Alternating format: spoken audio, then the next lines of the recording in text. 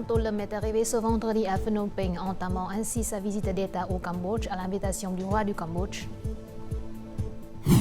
Grâce aux efforts des autorités visant à améliorer le climat des affaires, Cha Vinh figure parmi les 10 localités ayant la plus forte croissance économique au premier semestre. L'industrie ferroviaire du Vietnam s'efforce de stimuler sa croissance en proposant aux touristes de nouveaux produits et services sur les trains.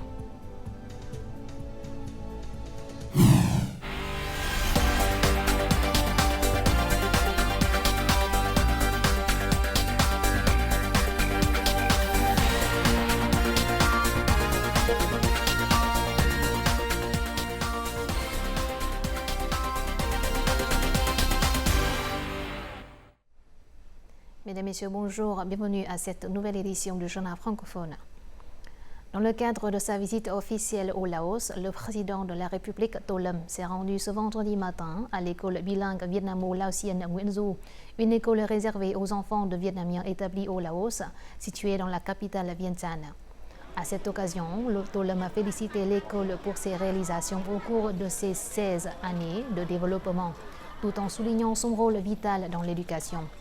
Il a ensuite souligné la nécessité de préserver et de transmettre la culture et la langue vietnamienne à la jeune génération des Vietnamiens de l'étranger.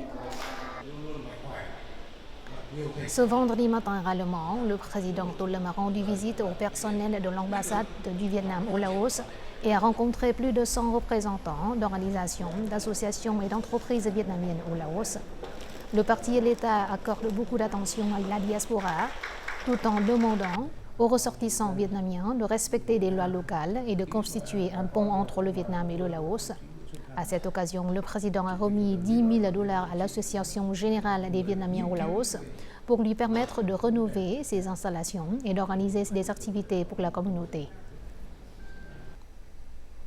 Suite à ces activités, le président de la République Tolem est arrivé ce vendredi à Phnom Penh, entamant ainsi sa visite d'État au Cambodge les 12 et 13 juillet à l'invitation du roi du Cambodge, Preah Bat Samdech Preah Pomanat Norodom Sihamoni. Il a été accueilli au palais royal dans la capitale avant de s'entretenir avec le roi Norodom Sihamoni. Lors de cette rencontre, les deux dirigeants ont salué le développement stable des relations de coopération bilatérale au cours de ces dernières années, ainsi que la collaboration étroite entre les deux États. Ils ont plaidé pour la multiplication des échanges de délégations et des visites mutuelles à tous les niveaux et pour le renforcement de la coopération multiforme, notamment dans l'économie, le commerce, la culture, les sciences et les technologies.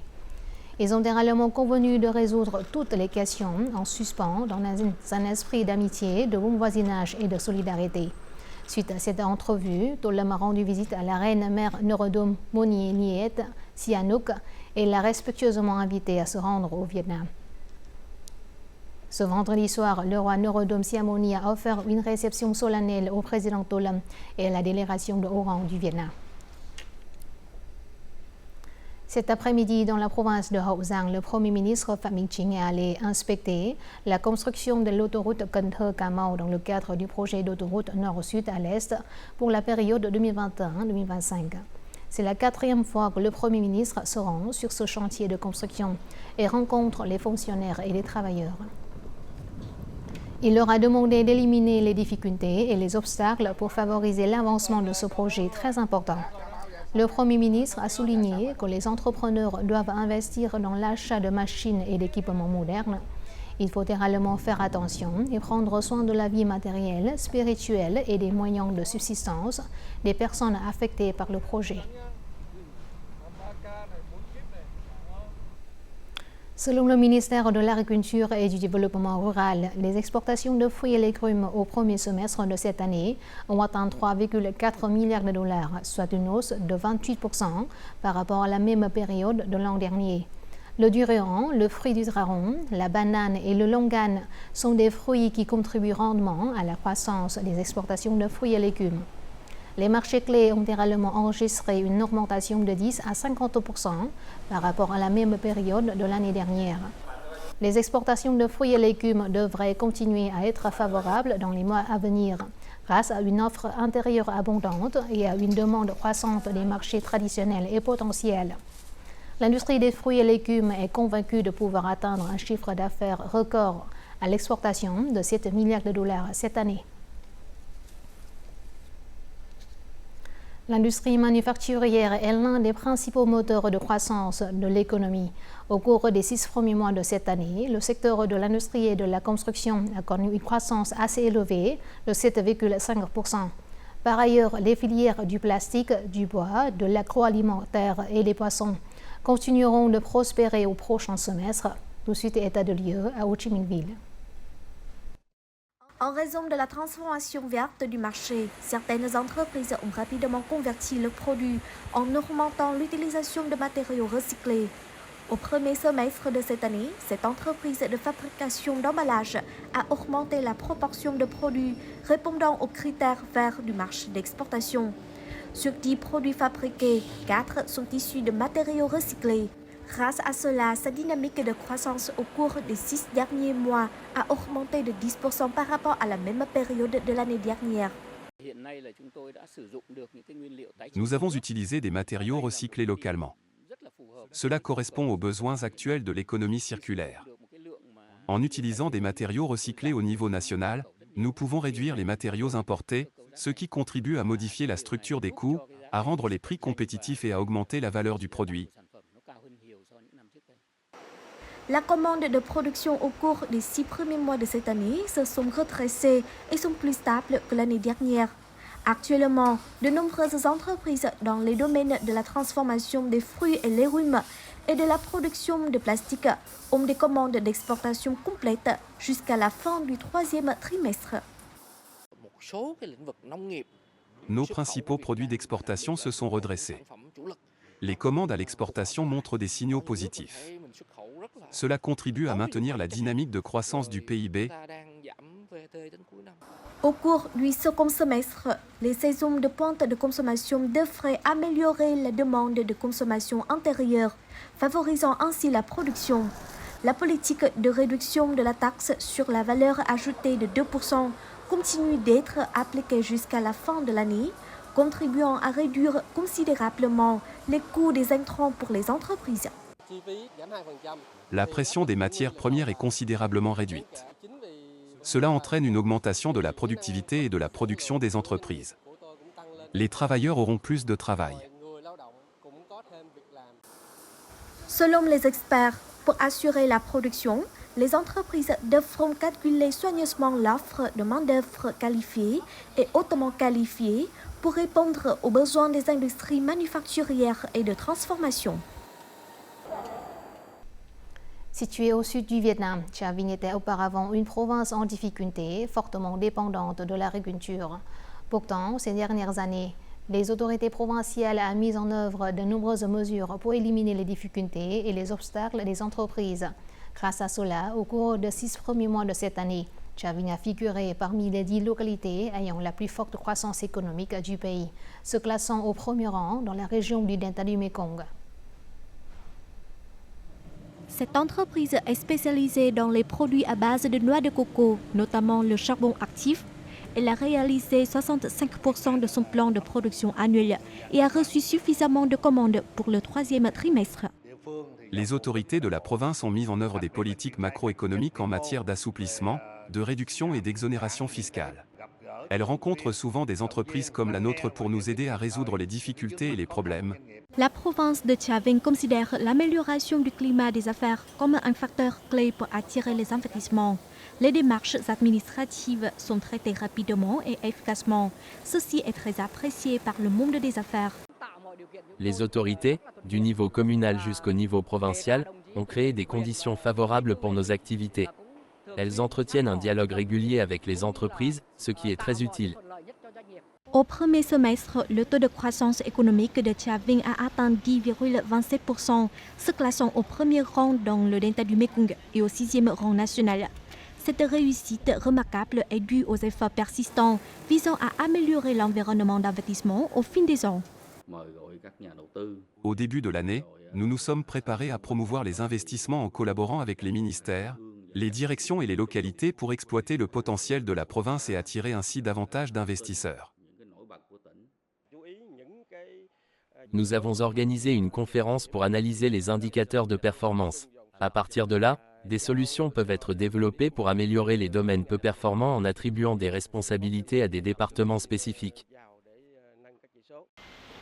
Avec vos devises simples, rapides et efficaces, Chavin considère la satisfaction des entreprises comme une mesure de sa performance. Grâce à cela, la province devient actuellement une destination attractive pour les investisseurs nationaux et internationaux. Notre journal continue avec les taux de change et l'indice de la bourse du Vietnam.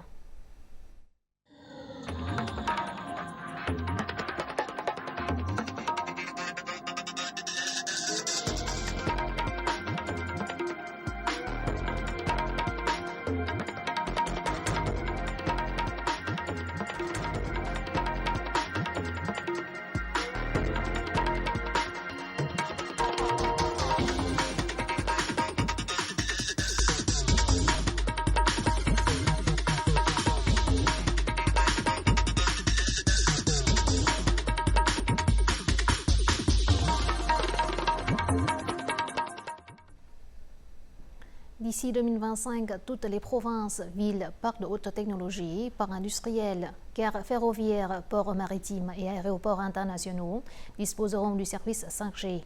Ces objectifs sont définis dans une décision récente publiée par le ministère de l'Information et des Communications. Le plan fixe également l'objectif que la couverture 4G atteigne 100% l'année prochaine dans les zones où la couverture mobile à haut débit est faible ou inexistante et dans les villages et les zones résidentielles qui disposent déjà du réseau électrique national, sauf dans les zones particulièrement difficiles. L'année prochaine également, la couverture de haut débit mobile s'étendra à 100% des lignes ferroviaires, des autoroutes nationales, des autoroutes et de 3 lignes ferroviaires urbaines.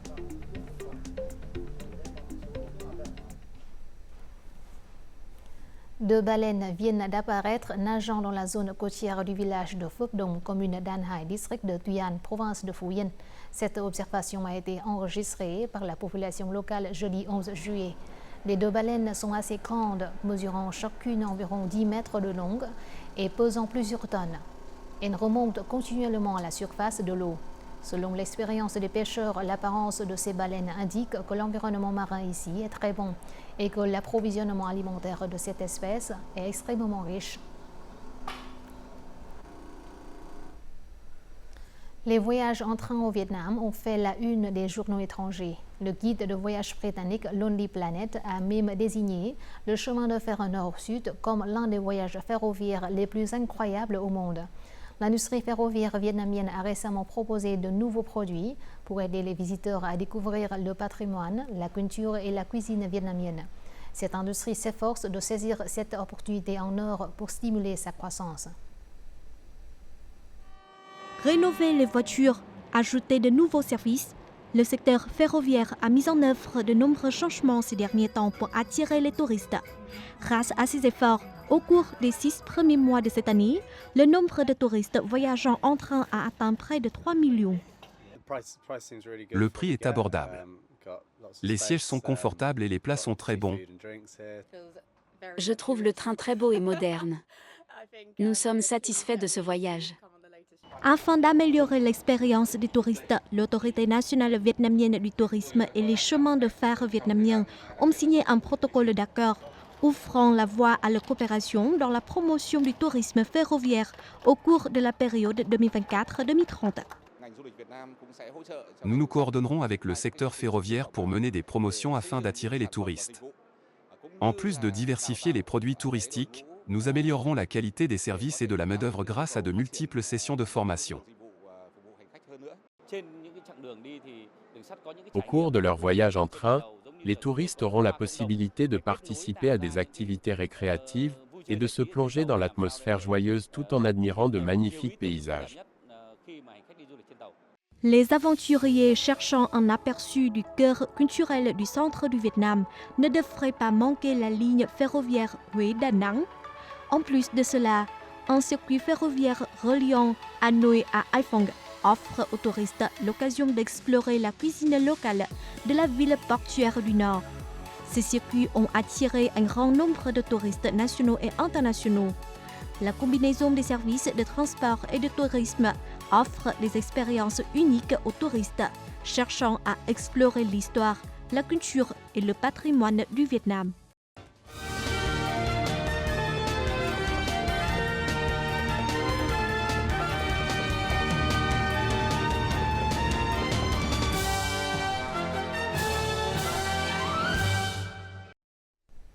Voici tout de suite les faits marquants de la semaine écoulée, résumés en bref et en images. Le président de la République To Lâm a effectué le 11 et 12 juillet une visite d'État au Laos. Il s'agit du premier voyage d'affaires à l'étranger du président To Lâm depuis son entrée en fonction. Le chef de l'État vietnamien s'est entretenu avec le secrétaire général du Parti populaire révolutionnaire et président laotien Thongloun Sisoulith. Les deux partis ont convenu de promouvoir la coopération en matière de sécurité et de défense, de se coordonner et de se soutenir mutuellement pour garantir la stabilité politique, la sécurité, l'ordre social et la sûreté dans chaque pays. Suite à leur entretien, les deux dirigeants ont assisté à l'échange de nombreux mémorandums de coopération entre le Vietnam et le Laos dans divers domaines. À cette occasion, le président To Lâm a aussi offert au Laos 20 voitures électriques VinFast. C'est un cadeau du parti, de l'État et du peuple vietnamien pour soutenir le Laos dans l'organisation des activités de la présidence de l'ASEAN 2024. Jeudi 11 juillet, le Premier ministre Phạm Minh Chính a présidé une réunion de la permanence du gouvernement pour discuter de la politique d'investissement du chemin de fer à grande vitesse nord-sud. Le chef du gouvernement a souligné l'importance stratégique de ce projet, destiné à répondre à une demande croissante et à stimuler la compétitivité économique en réduisant les coûts logistiques et les prix de transport. Il a insisté sur la nécessité de concevoir le projet en tenant compte des pratiques internationales et en impliquant étroitement les ministères, les experts nationaux et internationaux. La 35e réunion du comité permanent de l'Assemblée nationale s'est tenue les 10 et 11 juillet sous l'égide de son président Trần Thanh Mẫn. Le comité permanent a adopté 3 résolutions sur la structure organisationnelle d'agences d'enquête et de parquet, ainsi que 2 résolutions concernant les prévisions de dépenses ordinaires du budget de l'État pour 2024, concernant les ministères de la Défense et de la Sécurité publique, et l'ajustement du plan d'investissement public à moyen terme avec les fonds du budget central pour la période 2021-2025. Par ailleurs, les délégués ont également donné leurs avis sur les préparatifs de la 8e session de la 15e Assemblée nationale prévue du 21 octobre au 28 novembre. Conformément au programme d'été 2024, 63 transporteurs étrangers et 4 transporteurs vietnamiens ont entièrement rétabli leur liaison internationale au niveau d'avant la pandémie. De plus, ils s'efforcent de se développer sur de nouveaux marchés en Asie centrale, en Inde et en Australie. Le marché de l'aviation internationale s'est complètement rétabli et a légèrement dépassé les niveaux d'avant le Covid-19. Jusqu'à présent, le marché a augmenté de 3% par rapport à 2019. Les compagnies aériennes vietnamiennes détiennent une part de marché de 44% dans le trafic international de passagers, avec un taux moyen d'utilisation des sièges de plus de 77%. Une délégation d'experts de l'UNESCO a effectué une visite du 6 au 10 juillet sur le terrain dans la province septentrionale de Lạng Sơn afin d'évaluer la demande de reconnaissance du géoparc de Lạng Sơn en tant que géoparc mondial. La délégation a visité 26 des 38 attractions à travers 4 itinéraires touristiques du géoparc de Lạng Sơn. Lors de la réunion avec les autorités locales, les experts de l'UNESCO ont recommandé à Lạng Sơn d'accorder une attention particulière à la sensibilisation de la communauté et à la préservation des valeurs du géoparc afin d'assurer la durabilité et la stabilité du patrimoine. Des pluies torrentielles se sont abattues les 9 et 10 juillet dans plusieurs localités montagneuses du nord du pays, provoquant des glissements de terrain et affectant considérablement la vie des habitants. Les provinces de Hà Giang et Điện Biên ont été les plus gravement touchées. Dans la commune Tân Lập, district de Bắc Quang, province de Hà Giang, les précipitations ont été mesurées à près de 500 mm. La montée des eaux de crue a inondé environ 90 hectares de riz et de culture. De nombreux tronçons de route se sont effondrés. Il est prévu que les provinces de la moyenne montagne et de la haute montagne du nord continueront de subir de fortes pluies accompagnées d'orages.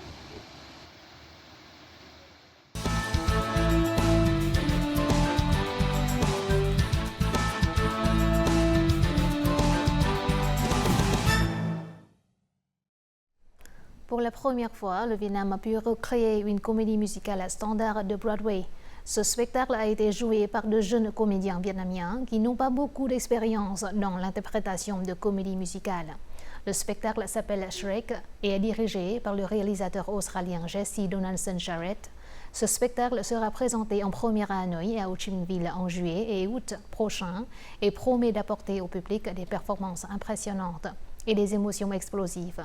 Rencontrons le talentueux réalisateur australien et voyons comment il a adapté cette pièce pour la scène vietnamienne.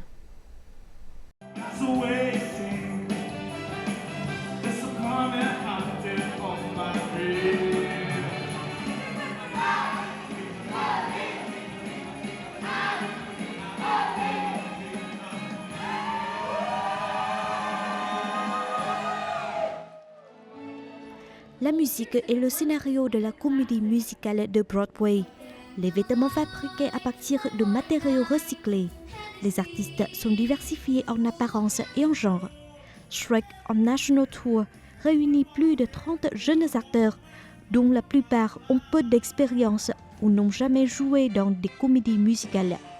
Ils ont été choisis pour leur chant, leur danse et leur passion pour le théâtre.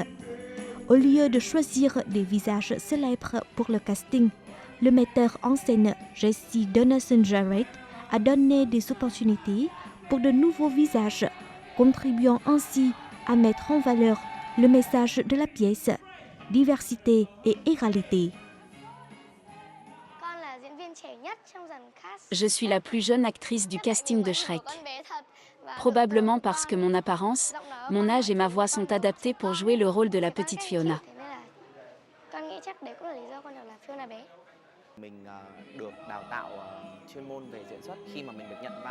Avant, j'avais suivi une formation de comédien, donc je n'avais pas confiance en ma voix pour le chant. Après avoir accepté le rôle de Farkad, j'ai continuellement pratiqué le chant. J'ai découvert de nouveaux talents en moi.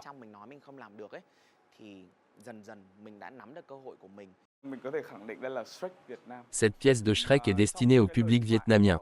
Dans le dialogue, nous intégrerons la culture vietnamienne sans affecter l'œuvre originale. Nous voulons prouver que nous savons très bien chanter et parler anglais.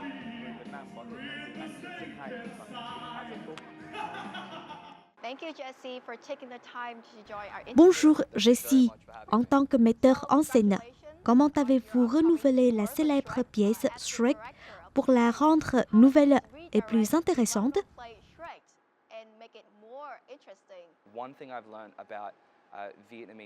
Une chose que j'ai apprise sur l'art de la performance vietnamien, c'est qu'on aime les choses colorées. Dans le groupe, Monsieur Chuon est le directeur de l'éclairage. Il a beaucoup d'expérience dans l'utilisation de la lumière pour raconter des histoires. Le jaune signifie le bonheur, le rouge signifie la passion ou la colère. Il existe des couleurs associées aux émotions. Ce qui est vraiment cool, c'est qu'on peut combiner les couleurs et les émotions sur scène. Nous combinons les couleurs avec la narration vietnamienne. L'atmosphère du spectacle dépendra entièrement des acteurs sur scène. Ces jeunes Vietnamiens s'améliorent chaque jour. Ils ont créé une toute nouvelle pièce. Pouvez-vous nous parler du processus de réalisation de cette pièce?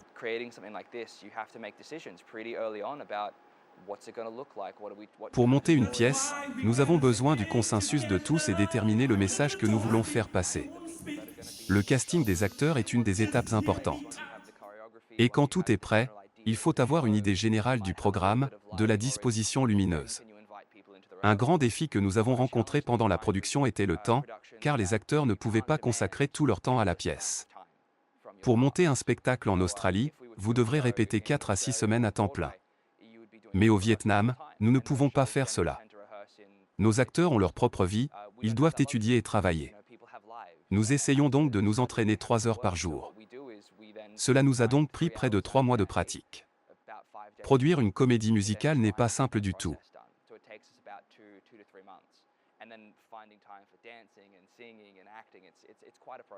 Les acteurs sont assez jeunes et inexpérimentés. Comment avez-vous pu garder l'esprit et la qualité d'une comédie musicale de Broadway?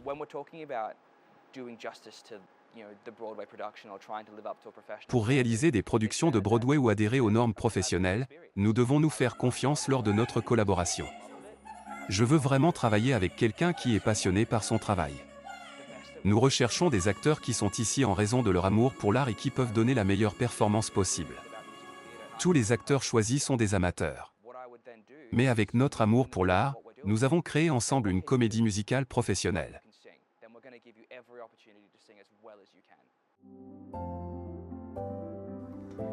Diplômée d'un double diplôme de l'Université de la Nouvelle-Angleterre et de l'Académie nationale australienne d'art dramatique, Jessie a poursuivi une carrière d'acteur. C'est son amour pour le théâtre qui l'a conduit au rôle de metteur en scène. La créativité et le dévouement de Jessie lui ont apporté des expériences artistiques impressionnantes et uniques. Quelles nouvelles expériences la comédie musicale Shrek apportera-t-elle aux jeunes artistes vietnamiens? Les acteurs doivent être très flexibles. La scène à Hanoï est assez large, tandis que celle d'Ho Chi Minh Ville est profonde. Cela signifie que l'espace de représentation connaîtra de nombreux changements. Comme je ne serai pas sur scène avec eux, il faudra qu'ils sachent bien s'adapter. Tout ce que je peux leur offrir, ce sont des conseils.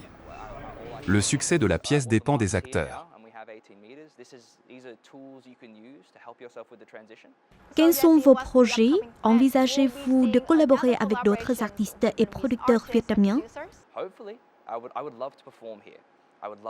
J'aime beaucoup jouer au Vietnam et j'ai vraiment envie de monter sur scène. Ce serait un rêve merveilleux s'il se réalisait pour moi. J'espère que je pourrai bientôt partager une autre facette de moi-même avec le public vietnamien. Je vous remercie pour cet entretien. J'espère que cette comédie musicale connaîtra beaucoup de succès. Voici tout de suite les prévisions météo dans les principales villes du Vietnam.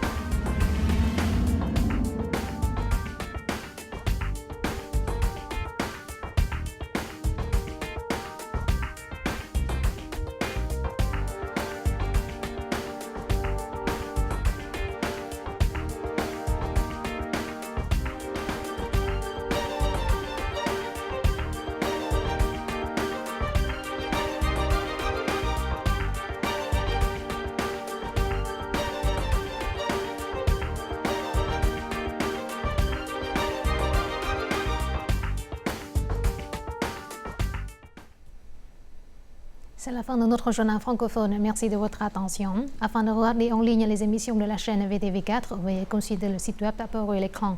Vous pouvez aussi télécharger l'application VTV Go sur App Store ou Google Play. Au revoir et à très bientôt.